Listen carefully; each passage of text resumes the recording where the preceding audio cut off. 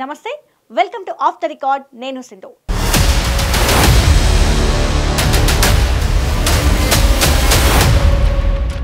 ఉత్తరాంధ్రలో సీనియర్ నేత ఆయన శ్రీకాకుళం జిల్లా వైసీపీకి ఇన్నాళ్ళు దిక్సూచిగా ఉన్నారు.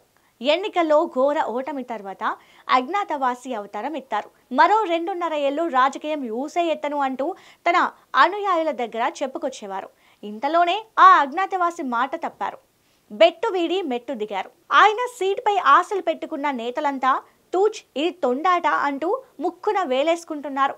అసలు ఎవరా అజ్ఞాతవాసి? ఆయన చేసిన పాలిటిక్స్ ఏంటో చూద్దాం రండి.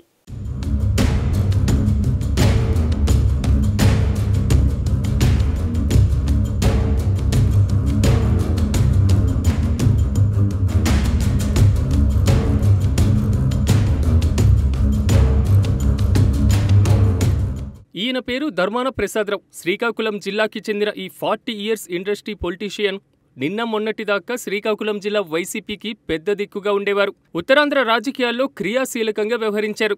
రాష్ట్ర రాజకీయాల్లో సైతం మంత్రిగా తనదైన ముద్ర వేసిన ఘనాపాటి ధర్మాన ప్రసాదరావు. శ్రీకాకుళం జిల్లాలో తన మాటే నెగ్గాలి, తన మాటే శాసనం అవ్వాలి అన్న తరహాలో కాంగ్రెస్లో ఉండే వరకు రాజకీయం నడిపారు. అప్పట్లో జిల్లాలో ధర్మానాను ప్రసన్నం చేసుకునేందుకే టికెట్లు అనే విధంగా వ్యవహారం కూడా నడిచేది. అయితే ధర్మాన వైసీపీలోకి వచ్చిన తర్వాత ఈయన మాటకు విలువ అంతంత మాత్రంగానే ఉండేది.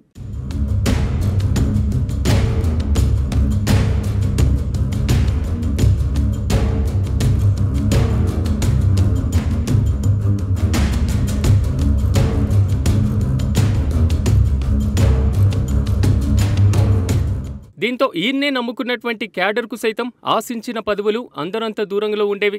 ఇదంతా ఒక ఎత్తైతే ఎన్నికల ముందు ధర్మాన నడిపిన రాజకీయం మరో ఎత్తు.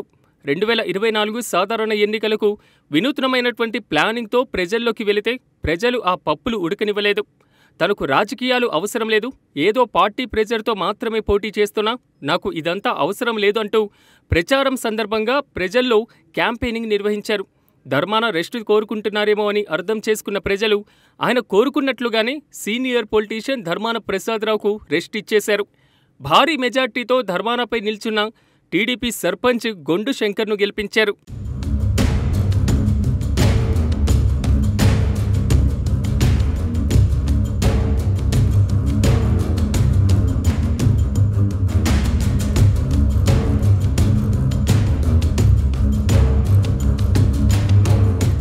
ఇక్కడిదాకా జరిగింది ఒక తీరైతే ఓడిన తర్వాత ధర్మాన ప్రవర్తన తీరు మరీ విడ్డూరంగా ఉండేది.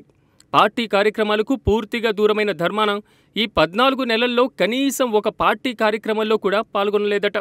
వైసీపీ రాష్ట్ర నాయకత్వం పిలుపు మేరకు చేసిన 1 నిరసన కార్యక్రమాల్లో సైతం జిల్లాలో ఉన్న అందరూ వైసీపీ నేతలు పాల్గొన్న శ్రీకాకుళం నగరంలోనే ఉంటున్న ధర్మాన మాత్రం అలకబూని పార్టీ కార్యక్రమాలకు దూరంగా ఉండడంతో ధర్మాన పార్టీ మారుతారని జిల్లాలో జోరుగా ప్రచారం సాగింది.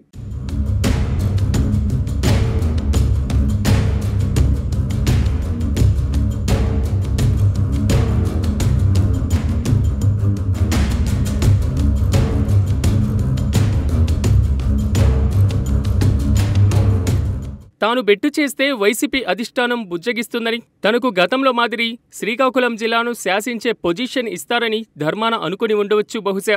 అయితే ఇన్ని డైలాగులు కొట్టిన ధర్మాన ప్రసాదరావు కొద్ది రోజుల క్రితం తన క్యాంపు కార్యాలయంలో జరిగిన నియోజకవర్గ స్థాయి విస్తృత స్థాయి సమావేశంలో తన అభిప్రాయాన్ని పార్టీ క్యాడర్తో పంచుకున్నారు.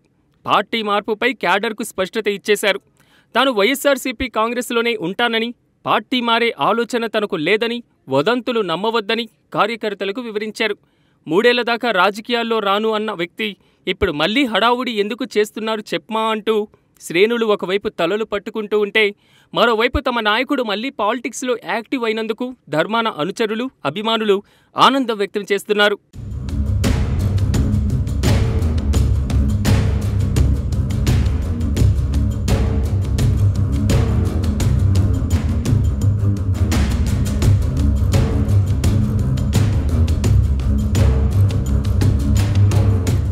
తన మాటే శాసనం అనే ధర్మాన ఎందుకు మెట్టు దిగారు అనే విషయాన్ని పరిశీలిస్తే ఉత్తరాంధ్ర వైసీపీకి అన్నీ తానై చూసుకున్న ఆ పార్టీ సీనియర్ నేత జగన్ బంధువు అయిన విజయసాయిరెడ్డి కొద్ది నెలల క్రితమే రాజకీయాలకు తాను గుడ్ బై చెప్తున్నట్లు ప్రకటించారు.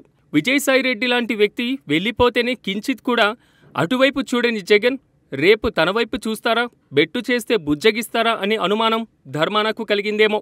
ఈ మొత్తం ఎందుకొచ్చిన తలనొప్పి అంటూ మెట్టు దిగిన ధర్మాన మళ్లీ జగనన్న నామస్మరణ చేయడం మొదలుపెట్టి ఉంటారని రాజకీయ విశ్లేషకులు భావిస్తున్నారు. సుప్తా వ్యవస్థను వీడి ధర్మాన మళ్లీ యాక్టివ్ అవడంతో ధర్మాన ప్రాతినిధ్యం వహిస్తున్న శ్రీకాకుళం నియోజకవర్గం సీటుపై ఆశలు పెట్టుకున్నటువంటి శ్రీకాకుళం వైసీపీ శ్రేణులు డామిట్ కథ అడ్డం తిరిగింది అంటూ బాధపడుతున్నారట.